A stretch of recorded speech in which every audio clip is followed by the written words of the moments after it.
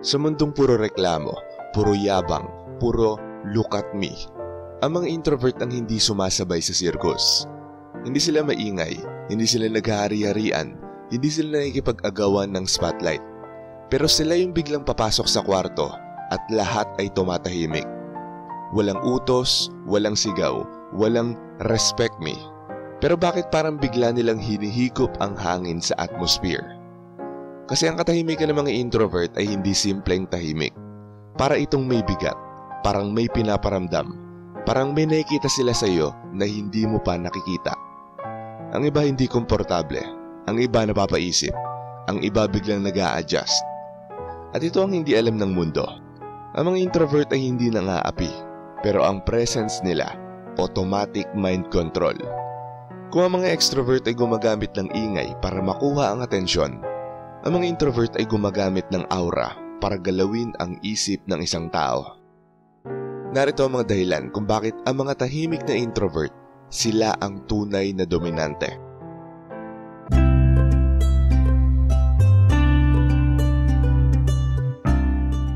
Number 1, pinag-aaralan ka ng introvert na parang kalaban sa isang madilim na kwento.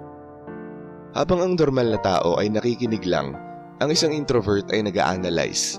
Hindi lang surface level, malalim, detalyado, parang villain strategizing your downfall. Habang excited kang nagkikwento ng chismis, ng problema, ng drama, sila quietly inoobserbahan ng mga micro-expressions mo. Ina-absorb ang tono ng boses mo. Minamapa ang mga insecurities mo. Sinusuri kung paano ka mag-react sa pressure at tinatandaan ang mga patterns mo. Hindi sila silent dahil nahihiya.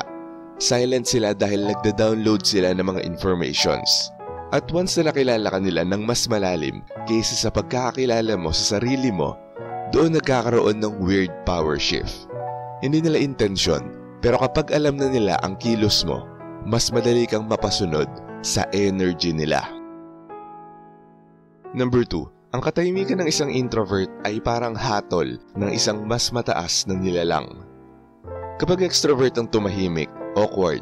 Pero kapag introvert ang tumahimik, parang may exam na hindi mo alam na nag-umpisa na. Napapaisip ka agad, may nasabi ba ako mali? Bakit parang ang lalim ng iniisip niya? Wait, nag-overshare ba ako? Bakit parang ako ang mali kahit ako ang tama? Ang katahimikan ng isang introvert ay hindi blanco. Ito ay reflective, dissecting, seeing. Parang may heavy spotlight na invisible. At dahil doon, people start fixing themselves. They soften their tone, they become polite, they become careful. Hindi dahil may sinabi ang introvert, kundi dahil takot sila sa silent judgment na hindi makita pero ramdam na ramdam. Number 3, hindi naghahabol ang mga introvert at hindi kinakaya ng mga tao yan. Sa psychology ng tao, kung sino ang hindi mo makuha, siya ang pinakagusto mong makuha. Habang ang iba ay nagpapakitang gilas, naghahanap ng validation, nag-a-adjust para magustuhan, nagpapakita ng presence para pansinin, ang mga introvert walang pakialam.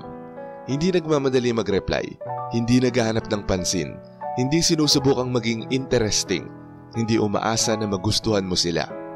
At dahil doon nagpapanik ang isip ng ibang tao. Bakit hindi niya ako pinapansin?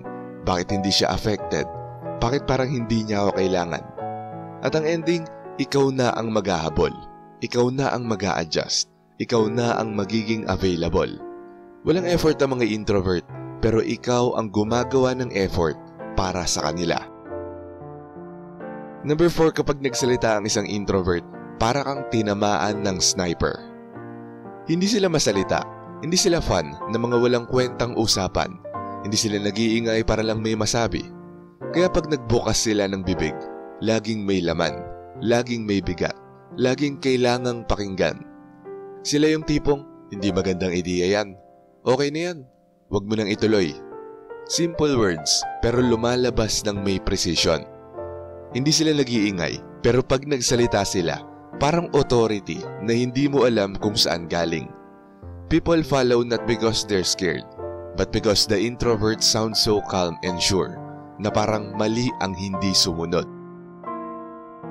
Number 5, mukhang innocent ang mga introvert, pero ang pag-iisip nila ay parang silent trap. Introvert always look harmless. Soft, gentle, tahimik, mabait.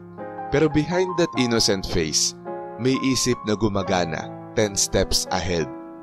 Hindi sila nagmamayabang, kaya sila minamaliit. Hindi sila maingay, kaya sila nasasabihan ng mahiyain. Hindi sila confrontational, kaya nag-o-overshare sa kanila ang iba. At yan ang pagkakamali ng mga tao. Ibinibigay mo sa kanila ang impormasyon mo ng libre. Hindi nila hinihingi pero sinasabi mo pa rin. At habang nagsasalita ka, tahimik nilang tinatandaan lahat. At pag hindi nila sinasabi ang iniisip nila, mas weird ang effect, mas mysterious, at mas powerful. Number 6, hindi sumasabay ang mga introverts sa energy ng grupo. Sila ang ginagaya ng grupo. Kapag may introvert sa barkada, nagkakaroon ng mga biglang shift ng atmosphere. Biglang mas nagkakaroon ng manners, biglang nagiging mas calm, biglang nagiging less chaotic, at biglang may respect boundary. Walang nagsabi, walang nag-command, walang rule, pero automatic nag-a-adjust ang lahat. Bakit? Kasi ang presence ng mga introvert ay hindi madaling galawin. Hindi sila nadadala sa hype, hindi sila natatangay ng ingay, hindi sila napipilit sumama sa trip ng iba. At sa isip ng mga tao, kung sino ang hindi natitinag, sila ang sinusundan. Number 7, hindi mo manipulate ang mga introvert, kaya sumusuko ang mga manipulators. Guilt trip, walang effect. Silent treatment, normal day para sa kanila. Gaslighting, good luck. May internal replay sila ng buong eksena. Drama, deadma. Threats, hindi sila madaling makontrol. Ang mga introvert ay may sariling emotional firewall. Hindi gumagana ang mga classic tactics ng mga manipulators kasi ang mga introvert ay hindi nakadepende sa validation. Hindi takot mag-isa, hindi takot mawalan, at hindi umaasa sa external approval. Ang pinakamahirap kontrolin ay yung hindi kayang guluhin ang loob. Kaya ang mga manipulators ay sumusuko, umaatras o umiiwas. Hindi dahil natalo nila ang introvert, kundi dahil hindi nila kayang galawin ang isip ng isang taong hindi reactive. At number 8, para silang may alam na hindi mo alam. At yan ang nagpapasunod sa mga tao. Ito ang pinakamalupit na introvert power. Yung aura nilang parang may lihim na intel tungkol sa'yo. Minsan hindi sila nagsasalita, pero yung presence nila ay nagsasabing, naiintindihan kita, nababasa ko yan, hindi mo kailangang i-explain. At ito ang nakakabaliw. Hindi mo alam kung tama ba sila, pero feeling mo tama sila. At dahil doon, bigla ka nilang nagiging careful, nagiging honest, nagiging vulnerable, nagiging controlled.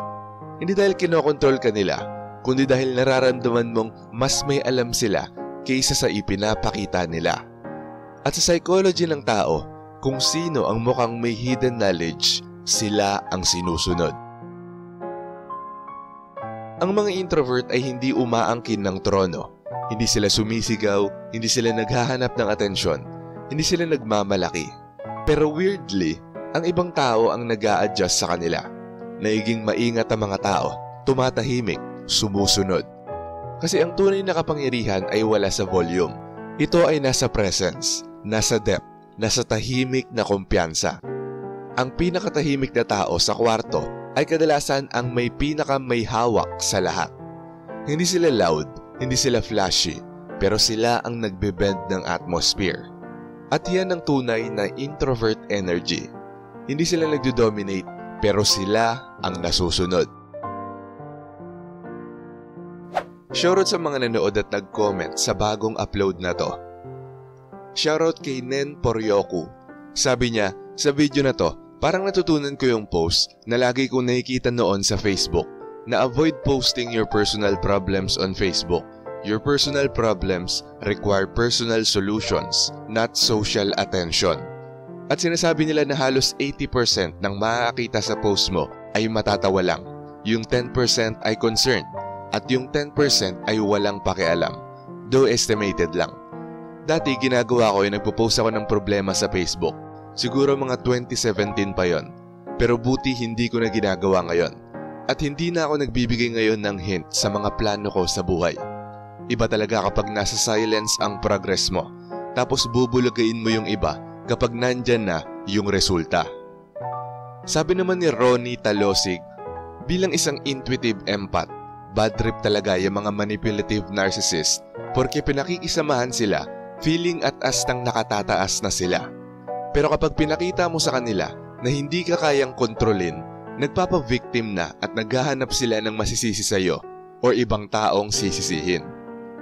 At ayon naman kay Rebecca Ogata, good evening Sir AP, relate ako dyan, nabibisit ako sa victim mindset, parang kulang sa pansin. Ako sa mga sakit na pinagdaanan ko, dyan ako naging mas matatag. Thank you sa new content at God bless sa lahat. At shoutout din kila Star Trek, Marie Delight Worker, Vika Rus, John Christopher Santos, Verde Greens, Junjun Perang, Alvin Edroso, Annalyn Granada, Ramlat, Jola Short Video, Cathy, Maricor Pacanot, Cynthia De La Torre, Alben Umali, Kalayaan Kapayapaan, at kay Manoy Carlos. Maraming salamat po sa panonood. Kung gusto niyo ding ma-shoutout, mabati o mabasa ang comment nyo, mag-comment lang sa latest video dito sa channel na to at pipili kami doon ng mga i-shoutout at babasahin para sa susunod na upload. Kung nagustuhan mo ang video na to, huwag kalimutang mag-like, i-share to sa iba at mag-subscribe na kung hindi ka pa nakasubscribe. Maraming salamat at see you next time. Alam mo ba kung bakit bad trip ang mga introvert sa mga pabiktima? Panoorin mo sa video na to.